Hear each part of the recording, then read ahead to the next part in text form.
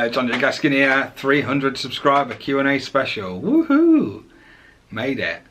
Really happy, I can't believe it. 300 subscribers, I'm really pleased with that. I know some of these people have millions, but for me, it's really cool to just have 300 subscribers. I'm really happy with that. Thank you so much everyone who has subscribed and anyone that's liked the videos or commented on the videos. It does make a big difference. A lot of these questions, they are all from real people. I'm not going to say people's names just in case. But they are all from real people. I won't make some of these questions up. They are genuinely, I promise, they're all from real people. And yeah, a lot of it was from my Instagram actually. I put the post on my story saying ask a question. I think it's really easy to do it on there.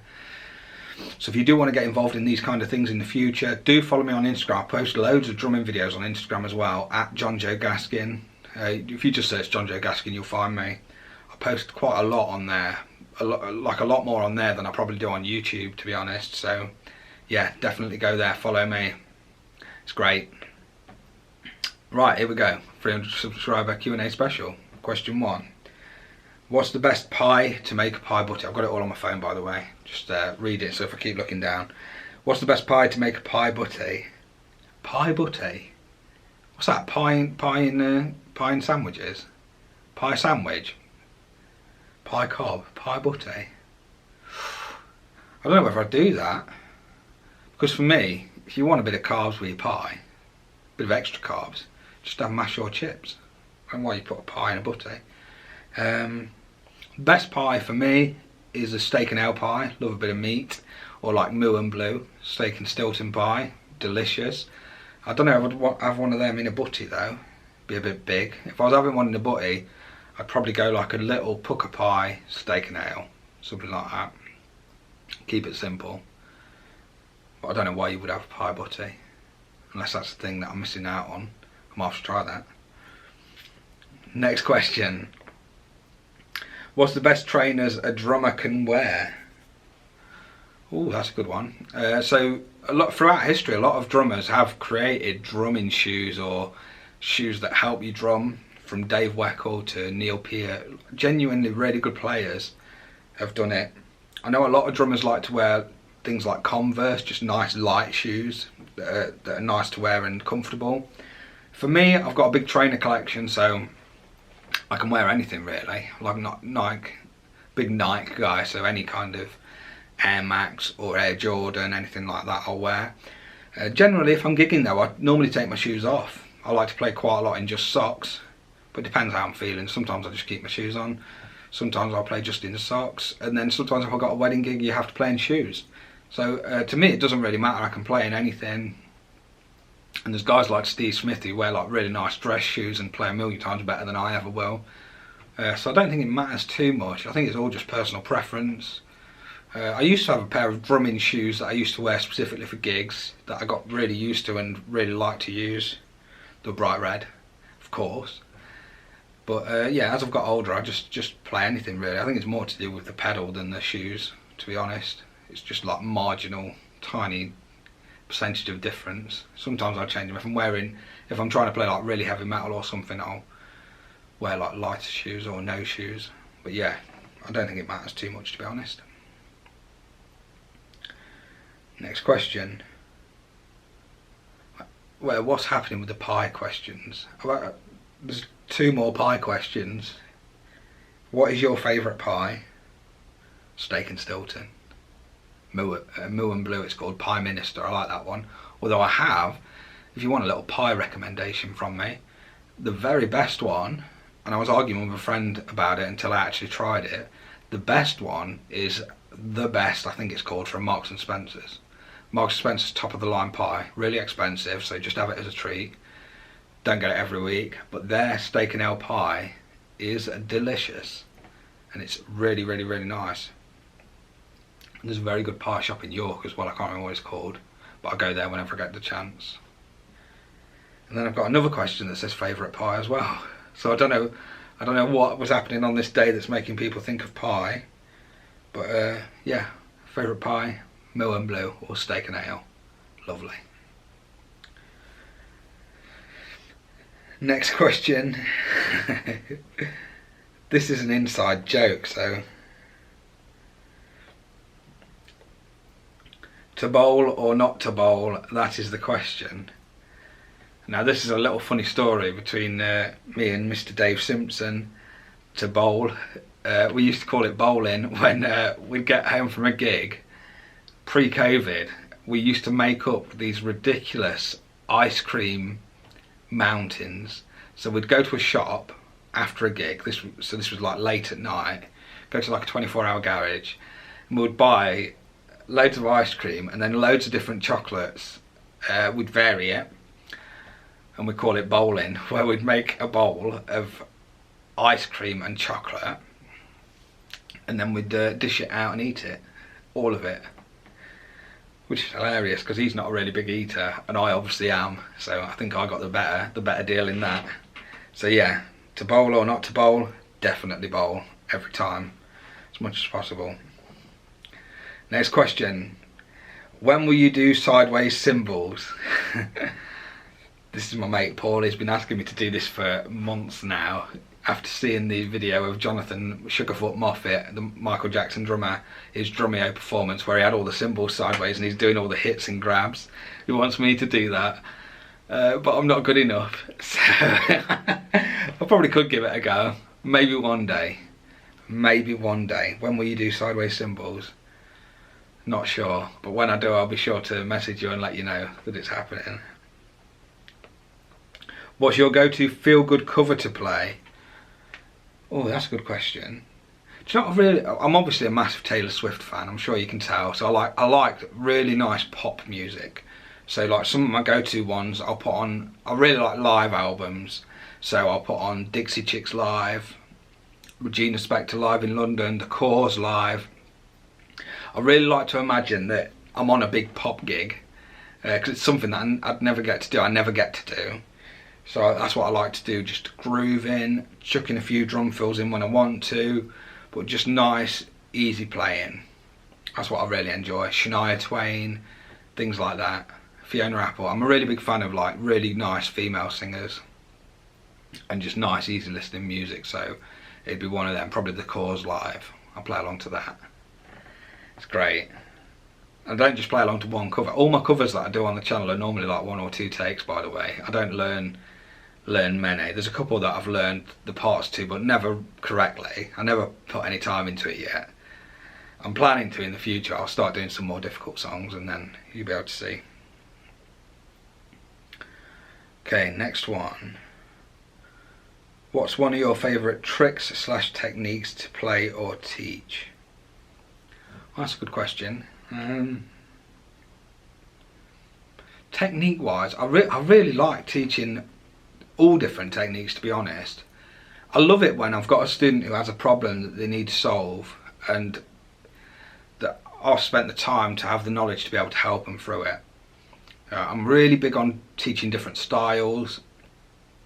So like for me, I really enjoy introducing a student to a new style of music that they probably wouldn't have heard of, and then getting them to play those kind of grooves and those kind of feels, and like implementing the techniques needed to do it. So for instance, the other day one of my students, I showed him the Ezra Collective. If you haven't heard of them, definitely check them out, they're amazing. But they use a load of like soca type grooves and things like that which he'd never heard of. So being able to like show him those kind of grooves and show him that technique, giving him the technique to be able to play cross sticks faster so that he could actually play the grooves effectively, and showing him how to play the different dynamics and things like that. It was amazing and he did great, and by the end of it he's grooving along in this style that he's never heard before and absolutely loving it because it feels great to play that kind of music. So yeah, favourite tricks or techniques to play, I haven't really got a favourite. I just like anything, any teaching, I absolutely love it. Absolutely love it, all of it. And as for tricks, I don't really know any tricks. It's like stick twirls and things. But make sure you learn the groove first. Don't let your tricks affect the performance. That's a bit of knowledge for you there. Don't let your tricks affect the performance. Really important. Okay, next one. Dream musical to play for? Oh, that's easy. Wicked. I absolutely love Wicked. It's the first musical that I got into. Any of them I really like. The ones I've got to play are amazing. I've got to play quite a few.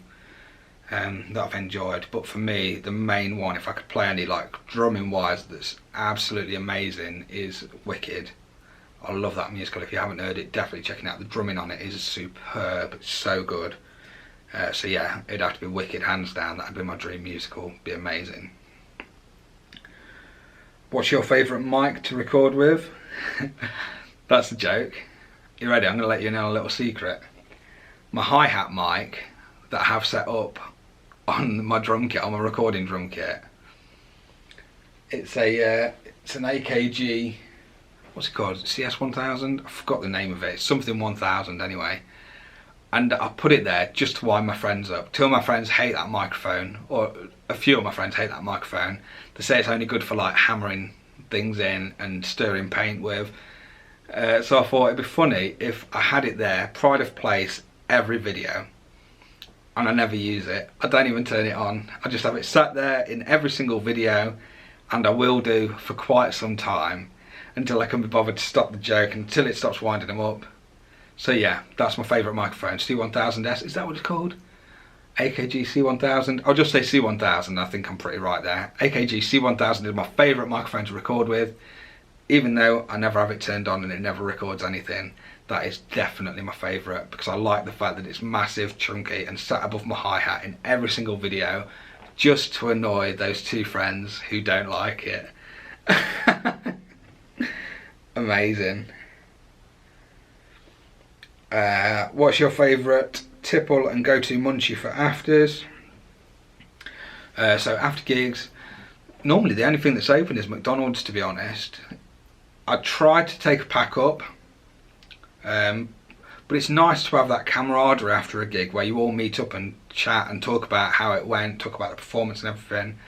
So usually for my bands and things, it's like a little McDonald's meet up after, and even if we don't have loads to eat, we'll get a drink and an ice cream or something, and just chat about the gig and how it went, because that's an important part of being in the band, is the social aspect and the meet up and everything like that. So yeah, McDonald's is normally the one there, but I try to be better than that. So I do take a flask to gigs. So before gigs, I normally have like a packed lunch, like normal sandwiches and things like that, with a flask of tea, lots of water while I'm on stage.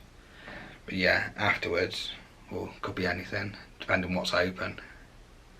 Right, I've got to go and teach now, so I'll come back and do the second half in a bit. Okay, back from teaching, I can carry on the Q&A video now. So next question, how many bands are you in? That's a good question, that. I think for a lot of drummers, I don't think we count how many bands we're in. I think we just play for lots of different people. So for me personally, the bands that I'm in, I'd say Synchronics, Total Strangers, Dave Simpson Trio would be my main bands. But then on top of that, I do lots and lots of depth gigs. So I play for a lot of different bands. So I play for people like Commitment's tribute band, play for a Chic disco tribute band, play for loads of people, whoever calls me really. So you can, the amount of bands I'm in, I don't know, being a lot really. So like then off those groups, you got like splinter groups. So like I play for Shemek in his solo projects out of Synchronics.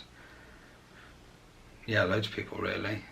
And then whoever rings. So I've got like loads and loads of local musicians who play. I can be playing in their bands. Total Strangers also has a wedding band called These City Lights that will go out and do wedding gigs and functions.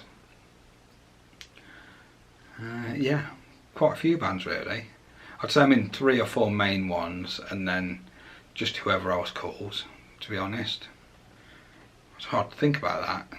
It seems like a lot when I'm gigging properly, because I do a lot of theatre shows and stuff like that. So even though I'm not a member of that band as such, you feel like a member of that band, so you get to play with lots of different people. Yeah, just whoever rings really. And then all the local musicians here make up loads of bands as well. So on any given night you can be playing in like different versions of the same band. So like Total Strangers, if one of us can't do it, we call it Crow Jane and go out and play, and we'll have different band members. Yeah, it's great fun. I'm trying to think of other people that I play for. There's a lot of people that I play for as well. It's not always regular, but I would consider myself a member of their band. But yeah, 4 main ones I'll say. How long have you been drumming? So I started when I was 15. How old am I? 35 or 36? I can't remember. 35 probably. No, I might be 36. So like 20 years or 21 years I would say. And then professional, I went fully professional in 2010. So professional for just over 10 years. Doing like drumming, teaching and playing full time. That's good going, isn't it? A decade full time. But I took it really seriously even from the start. So yeah, 20 years of very serious playing, very serious practice. That's good. I didn't even think about that. When did you realise you were now able to outdrum your teacher? That's a weird question. Now, I've been taught by some amazing teachers over my time, and I still take lessons now whenever I can if I get time. And I don't think you ever do. There's no such thing as out-drumming people or out-playing people. I don't believe that's a thing. I mean, I don't think it's a thing. Everyone's just different. I don't think many people are better than anyone else. I know there's like technically proficient, you're more technically better than somebody else. Like I could probably technically play more things than Meg White from the White Stripes, but she's still better for that band than I would be. Yeah. It's interesting with teachers because teachers, sometimes a great teacher doesn't necessarily have to be a great player. I know when I was at music school, one of my favourite teachers, he is a great player and he's done amazing things, but he was more of a groove player. He wasn't technically astounding. He was just a really, really good, great, solid drummer. But as a teacher, he was phenomenal, and he pushed me and the other students really, really far. There's a big difference between being a great player and a great teacher. It's a completely different skill set and different mindset as well. It's almost like parallel careers, trying to be a good player and trying to be a good teacher. So yeah, I don't think you do outdrum your teacher. You should always just listen to your teacher, and even if you can play things that your teacher can't play, it doesn't mean that you're a better player than the teacher. Your groove might not be as good, your feel might not be as good. There's always things that teachers can pass on, and more knowledge that they can pass on. And if you can, for instance, if you're a young drummer and you can play a lick really, really well, that doesn't mean that you can outdrum your teacher. Your teacher probably knows hundreds more styles than you do. They've been in loads more musical situations than you. Yeah, it's not a competition, music. Just learn from as many people as you can. So yeah, to answer your question, I've never realised I can outdrum anyone because I can't, and neither can anyone else. And is that it? One more. If you could turn back time and give yourself one piece of advice regarding music and your career, what would it be? That's a really good, difficult question. If I could give myself one advice regarding music and my career, what would it be?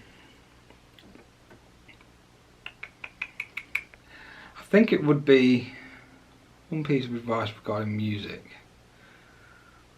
So I think for me, the best piece of advice I've been given that I found, I've said this loads of times, I've said it to my friends and it works really, really well. It's just make sure that you're enjoying yourself. Make sure that you're in situations that are good fun, and make sure that you're playing for the right reasons. I think as musicians we get to a stage where it stops being about playing and having fun. You know, like at the start you jam in the garage with your mates and it's great fun, it's amazing. And then you start making a little bit of money, and when you start getting serious and start thinking about it as a career, you can make decisions that are right money wise but don't make you happy and things like that.